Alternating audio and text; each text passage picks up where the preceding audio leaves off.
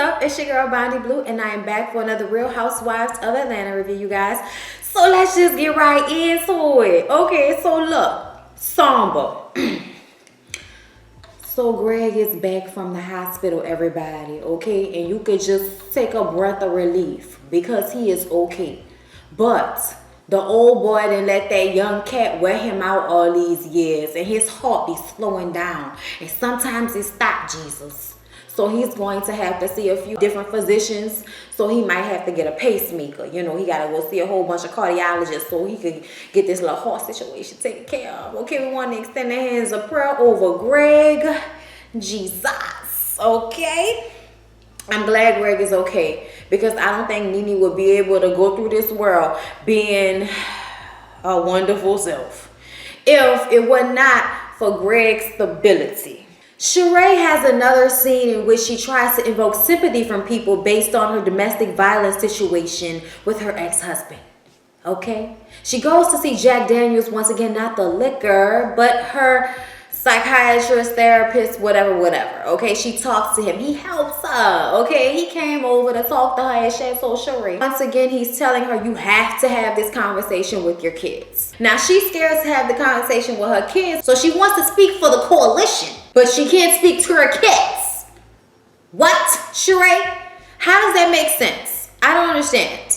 I'm just saying, like, you should at least be able to have this conversation with your grown kids before you get in front of a room full of hundreds of people and tell them the story. Just like you should have felt that way before you got on reality television and dealt with it the way you have. You've spoken about this on numerous occasions on television, but yet we're still hiding it from the kids, okay? Because it's all for the grown-ass kids. I cannot, Sheree. I cannot. Sometimes I feel like a lot of things that you do are specifically for storyline's sake.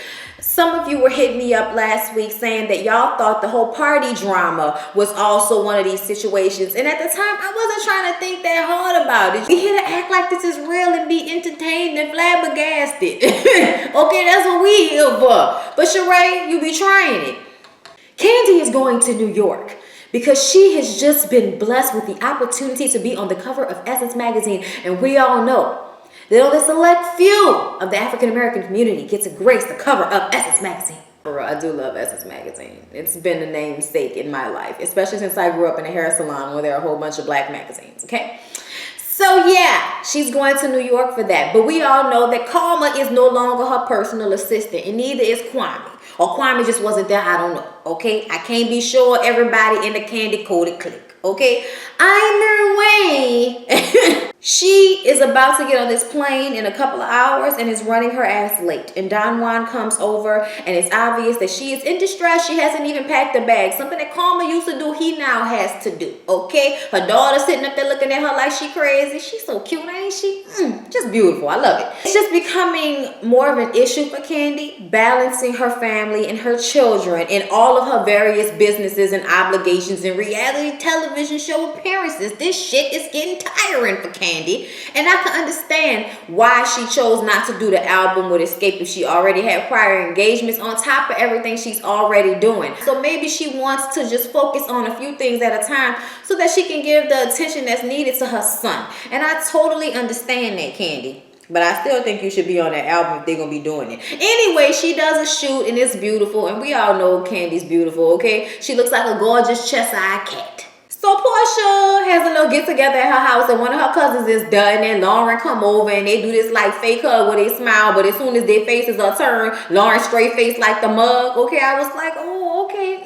Lauren is just like, I feel like I wasn't being appreciated by you, and I felt like, you know, there's an attitude of my business, my shop, and I'm the one that's going to have to do all the dirty work. You know, that's how Lauren feels. And Portia admits that she does the tough love thing a little bit too much with Lauren, and maybe she needed to be a little bit more softer with her, and she's sorry, but she wants Lauren to know that she is there for her no matter what. And Lauren starts to cry and she's like, you know, I'm going through a lot. I'm a mother now. I have a lot on me.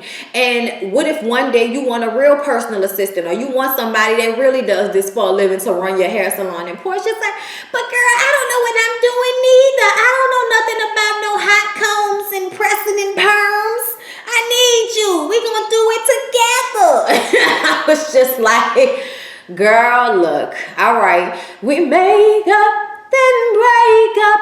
That's all we do. 'Cause you love me, then you hate me. That's a game for fools. So Nene has some friends over to her gargantuan house, and it's always outside by the pool. It's like, bitch, why you don't want to take nothing inside the house? Well, you ain't got no furniture yet. You still waiting, bitch. You still waiting on people to come and drop furniture off to your house, Nene? Because I want to know why we always having scenes outside when I know it is pissy hot in the summer in Atlanta, Georgia, honey. Okay, in the backwoods, it is hot. Okay, and humid. I wanted to know why last episode y'all was sitting outside talking about how hot it was, going inside with all that motherfucking air conditioning, bitch. But anyway, I ain't got time for this. Moving along. She has Monique, and I think her guy friend's name was Brandon. I wasn't too sure, whatever. Nene hints that Portia lied and said that she'd never been to her brand new gargantuanly beautiful house. She lied and said she hadn't been there, even though she had been there. And Monique, the friend who was over there, y'all remember Monique? Monique got into it with Kenya a couple of seasons ago. Remember when it was the infamous sleepover party that they had where all of the couples and Christopher Williams was there, and I think Monique and Christopher Williams went together, and then Kenya kept saying that Monique and Christopher wasn't really married and that she used to fuck with him back in the day, so how were they together? Don't wake me, I'm dreaming. Ooh, I'm dreaming. But she was trying to tell Nene that Portia's such a sweet girl and you should try to talk it out with her. And Nene's like, nah, don't be telling me who I need to talk to. Don't be telling me I need to make up with her, because her mouth is a liar's mouth. Okay, and until she fixed her mouth right to tell the truth, honey, we don't have nothing to talk about, okay? I don't ever want to talk about the bitch, okay? She is on my I don't give two fucks list, okay? I don't give no fucks, okay? She's on that list. I got a list where I give 1 fuck, 2 fucks, 3 fucks. I give 2 fucks about Portia. That's the list she on right now, and I don't care. She ain't coming to my fabulous party. And Portia wants you to know she don't give a fuck about coming to your party, because her and her sister they made up, so now it's time to start working her again. So anybody got time to be worrying about your business? Time to open up this hair salon, okay? Kenya and Sheree meet up and do what fit old bitches do, and that's gonna take a spin class. But it was a cool concept because it's like a spin class in a club, and I'm like, oh, that's cute, but I can't stand spin. That shit hard as fuck, all that jumping up and down and biking at the same time. I did that shit a couple of times. That shit got your coochie hurting and all of that. I'm about to pass out. Coochie hurting and about to pass out. Bitch, that's too much. I'm gonna stick to ellipticals. Okay, thank you. I appreciate you. It look fun, but it's not for me, bitch. Anyway, after they have a conversation in which Kenya asks Sheree to take part in a PSA on domestic violence, and I'm like, is you really milking that situation with that little boy as a domestic violence situation, bitch? Girl, good night. Sheree says that she doesn't know if she'll be able to do it because she has also told the National Coalition for Domestic Abuse that she was gonna talk to them. And it's time to talk about the infamous elephant in the room, and that is social media. And how dating a woman on a reality show that gets millions of views can sometimes bring unwarranted and unwanted attention to a middle-aged bachelor that's never been married before. And Will is just feeling some type of way. He doesn't know how to handle this. And Cynthia is like, look, it is hard enough being gorgeous and Cynthia Bailey, okay? Let alone having a relationship with a man without everybody being all up in the Kool-Aid and not even knowing the flavor. I don't even know the flavor. Why do you know? But she still feels like she likes Will. She thinks that he knows that she likes him. And she really is going to try to work at this relationship. And as long as they're on the same page, then they can make it work and fuck the blogs and the vlogs. And, you know, may God be with them all. So Nene is getting ready for her party, and guess who comes over to show us that they have reconciled? Bitch, Marlo. Yes, the fabulous purse thief. She is still purses, but she's a conniving bitch. Either way, she's still fabulous, and I follow her on Instagram. Marlo and Nene saw each other at the valet and had a 30-minute argument that ended in tears, triumph, and once again, the regaining of sisterhood and friendship. And they're going to work on their relationship until one is too shady to the other, and then Nene just has to cut them off again, okay? But for now, they're friends, they're cool, they're working on their issues, and of course, everybody wants to know how Nene is feeling about Portia, and she's tired of talking about it, honey. She is really tired of talking about that bitch Portia to everybody that wants to know, but to know she ain't coming to the damn party, okay? Marlo makes a joke. I heard her house was bigger than yours. Bitch. Okay? I felt you, Nene. Girl. So, Nene's distastefully titled party, Girlfriends Bring a Gay, okay, is commencing in a couple of hours. And there's always a before the party, meetup. And today's before the party meetup consisted of Kim Zolciak and Sheree Whitfield. And I hope y'all know I don't like Kim. I really don't like Kim. She works on my nerves. But Kim is a shady bitch that acts like she's oblivious and doesn't give a fuck, and so happy with all of her children and her husband and her expensive house and her terrible surgery and her slutty daughter. It's just ridiculous. Okay, I'm sorry, I gotta call a thing a thing. I'm about to have Kenya back, okay? It is what it is. I'm rooting for everybody black. They don't apply right here. I'm just playing. If Kenya was wrong, I say Kenya was wrong. But in this situation, this episode, I wanted somebody to slap the plastic off Kim's face, bitch. Really? Really? But we gonna get to it. Hold up. Also, Kim, how basic are you for taking a picture of her car in the handicap spot, bitch? What? That was probably Greg handicap sticker, bitch. So Cynthia shows up to the party first with Derek J, and Jesus Christ, Derek J is like a little turtle that could, I swear to Jesus, but I'm gonna let him live, okay?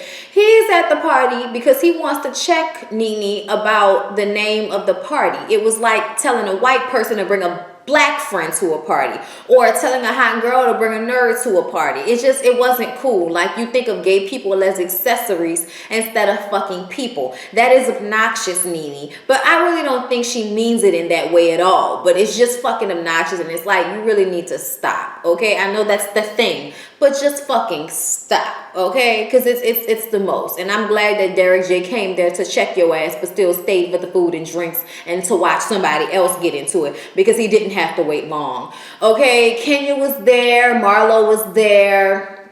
Of course, Candy wasn't there because she was still out of town. Lisa Wu was there. And then, we see Kim in the distance, and she goes over to speak to her and brings her over to the other ladies, and they decide to just go ahead and go inside because it's hot outside, right?